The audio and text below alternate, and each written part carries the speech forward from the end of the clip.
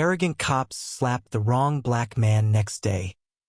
He returns in full military dress uniform. The air was thick with summer heat in Willow Creek, a small southern town where whispers of prejudice still clung to the breeze. Jamal Carter, a 34-year-old black man, stepped off the bus, his worn duffel bag slung over one shoulder. He'd come to visit his aging mother, but the town hadn't changed since he left a decade ago. Eyes followed him as he walked down Main Street, some curious, others cold.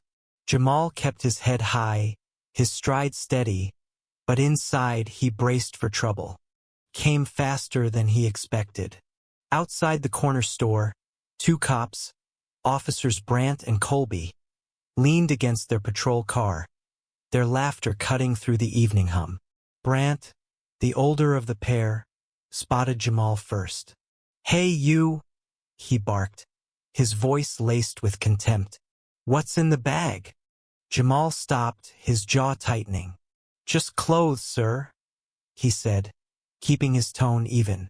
Colby, younger and eager to impress, stepped forward, his hand on his baton.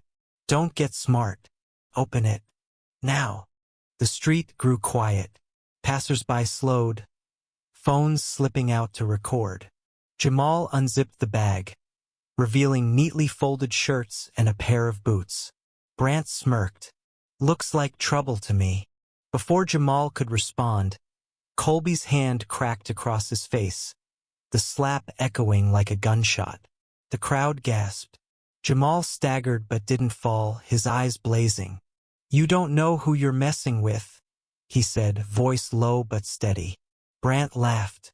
"Take him in for resisting." The cell was cold, the bench hard. Jamal sat silently, replaying the moment. He hadn't fought back, not because he couldn't, but because he knew better. His mother's words echoed. "They want a reason to break you. Don't give it." But the sting of humiliation burned deep. He wasn't just a man.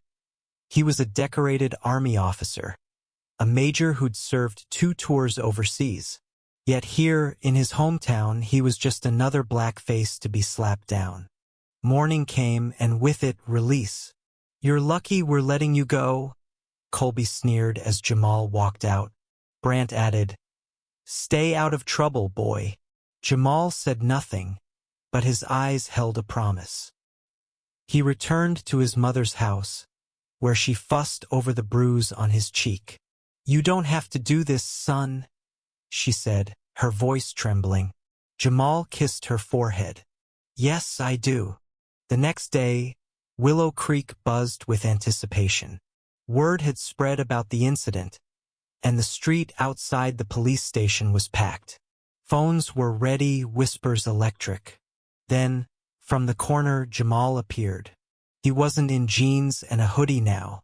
He strode forward in his full military dress uniform, crisp green, medals glinting in the sun, his major's insignia prominent.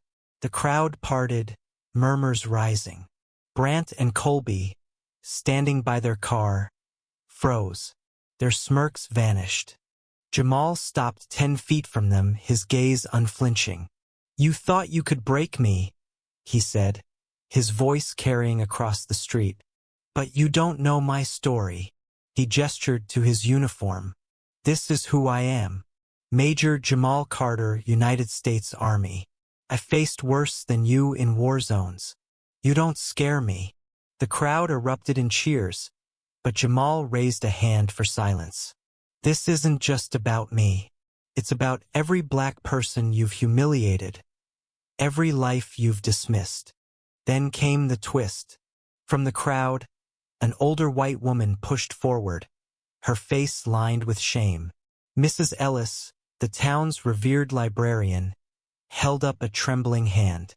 "I saw it all," she said, her voice cracking. "I've known Jamal since he was a boy. He's a hero. And you," she pointed at the officers. "You're the ones who should be in that cell." The crowd roared, but Mrs. Ellis wasn't done. "I've been silent too long. This town's been silent too long." She turned to Jamal, tears in her eyes. "I'm sorry." Brant tried to speak, but the chief of police, who'd been watching from the station steps, stepped forward. "Enough," he said. "Officers, turn in your badges. You're done." The crowd cheered again, but Jamal's face remained solemn. He didn't want their jobs destroyed.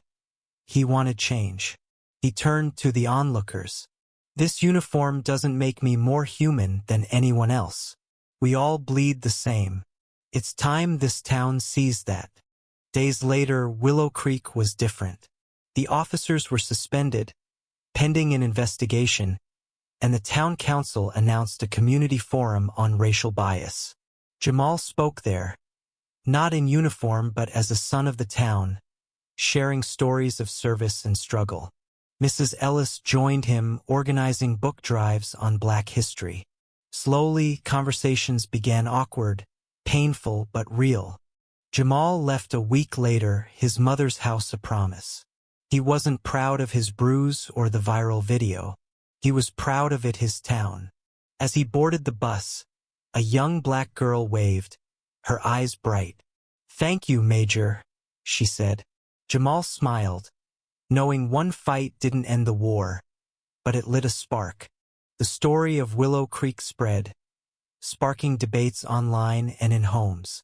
Was Jamal's response enough? Were the officers' consequences fair? What does it take to stand up when the world pushes you down? One thing was clear. One man's courage, one woman's confession, had cracked open a town's heart, letting light into its darkest corners.